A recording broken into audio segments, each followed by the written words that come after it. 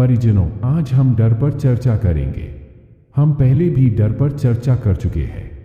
आज हम समझेंगे डर का मूल कारण, इसका हमारे जीवन पे प्रभाव और हम इससे कैसे निपटे। चलिए आज की चर्चा शुरू करते हैं। तो क्या आपने कभी डर को महसूस किया है? डर जो आपको बांधता है, आपको स्थिर कर देता है। और क्या आपने कभी सोचा है कि यह डर वास्तव में आता कहां से है? डर मानव इतिहास का एक अभिन्न हिस्सा रहा है। यह हमारे पूर्वजों के साथ था, हमारे साथ है और शायद आगे भी रहेगा। परंतु क्या आपने सोचा है डर की जड़ क्या है? क्या डर परिस्थितियों से आता है, जैसे किसी धमकीपूर्ण व्यक्ति से डरना या किसी नुकसान का भय? तो इसका जवाब है हाँ, यह सच है। लेकिन डर सिर्फ बाहरी नहीं होता, यह हमारे भीतर भी जन्म लेता है। जैसे अकेलेपन का डर, असुरक्षा का डर, अस्वीकार किए जाने का डर। पर क्या आपने गौर किया है कि ये सभी डर समय और विचार से जुड़े हैं? तो अगला सवाल यह है कि समय और विचार से डर का क्या संबंध है? डर का पहला कारण है समय। सोचो, अगर तुम अतीत की किसी बुरी घटना को याद करते हो और उसे भविष्य में फिर से होने की आशंका से डरते हो। उदाहरण के लिए, मान लो तुम्हारा परीक्षा में प्रदर्शन खराब रहा, तो तुम भविष्य में भी ऐसा ही होने की चिंता में घिर जाते हो। और अब सोचो, क्या डर तब पैदा नहीं होता जब हम सोचते हैं?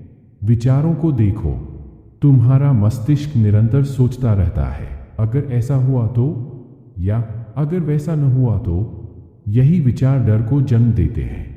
तो प्रश्न है कि क्या डर से बचा नहीं जा सकता? जटिल समस्या यही है, अक्सर हम डर से बचने के लिए भागते हैं।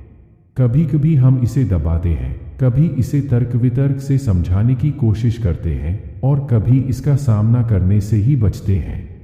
लेकिन ये सब शतुरमुर्ग के तरह रेत में सर छुपाने की तरह है। यह तो सिर्फ डर को छिपाने का प्रयास है। फिर डर से छुटकारा पाने का सही तरीका क्या है?